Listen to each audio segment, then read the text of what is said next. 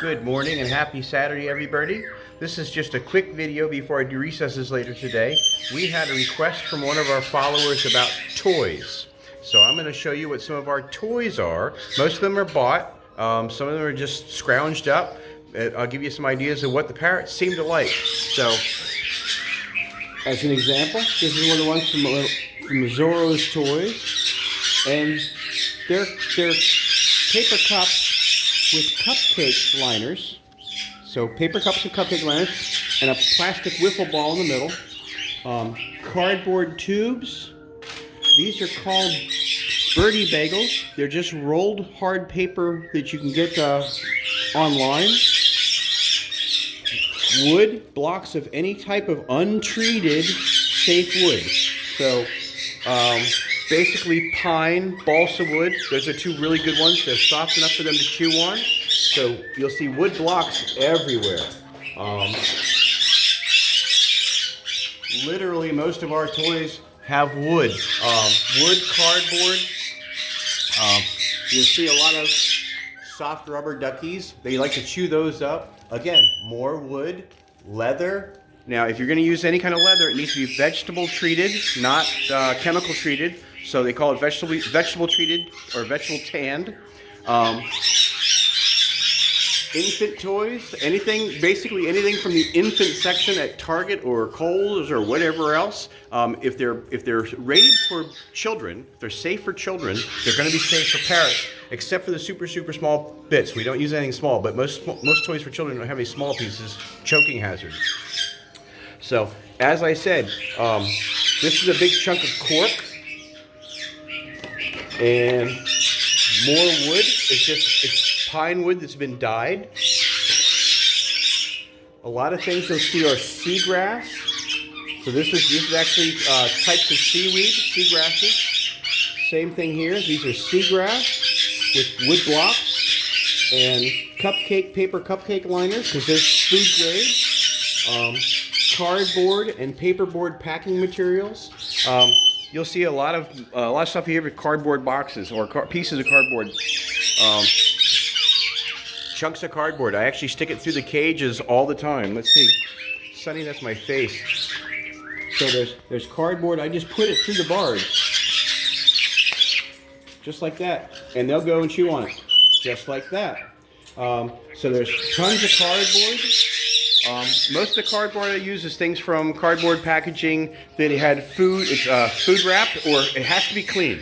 Don't use stuff that came in the mail. Don't use stuff that came, FedEx or UPS that a lot of people have been touching or could have chemicals on it. The insides of things that get packed with cardboard, like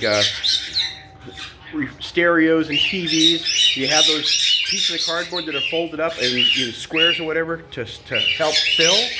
Those work perfectly. Most of the ones that I use, most of the cardboard I use, let's see, let's go out of the bird room. Now you're going to see our basement. So let's come over here. Most of the cardboard I use in the parrot cages are actually cardboard boxes I get in the mail. Ooh, goodness. Let me get the top of that off. This comes with Starbucks coffee. I drink a lot of Starbucks coffee, those cans, and I buy them on Amazon, and they come in these. So it's basically a case of 12 cans, and if I pull that apart, you get these. So you get a whole bunch of these sections of cardboard that are put together inside the box, and I tear them. You see where the slot is. I just tear them a little bit farther than that, and I make pieces of cardboard that go in the cages. Birdie bagels, as I said, tons of those. They're very stiff. They're as hard as wood, but they're easy for them to chew. So let's go back in the bird room.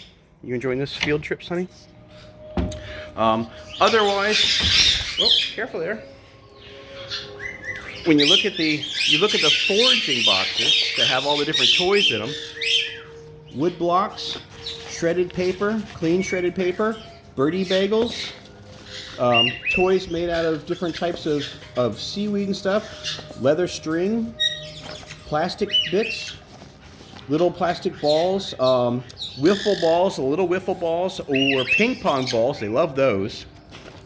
Rubber duckies, like I said, rubber ducks, they'll just chew them right up.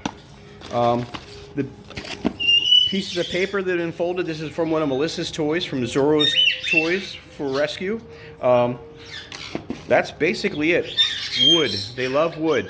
The biggest thing you can give them are toys that have wood for two reasons. First of all, in nature, that's what they're going to chew. They're going to chew wood. Secondly, when they chew the wood, they shred these all up. So that block used to be like that. And they'll chew these right up. It's safe. It's pine. It's untreated pine, so it's safe wood for them. And it helps keep their beaks maintained. So it helps them wear their beaks down because they're constantly growing. Coin wrappers with holes drilled in them and all put together.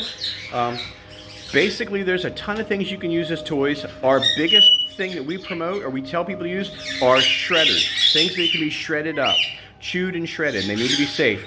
So go for safe woods, pine, balsa, cork, untreated, and have at it. And the toys don't have to be expensive. They can be cheap. They can literally be. I've actually gone to thrift stores and places. I can't think of the place. They basically, it's one of those discount shops that sells new toys.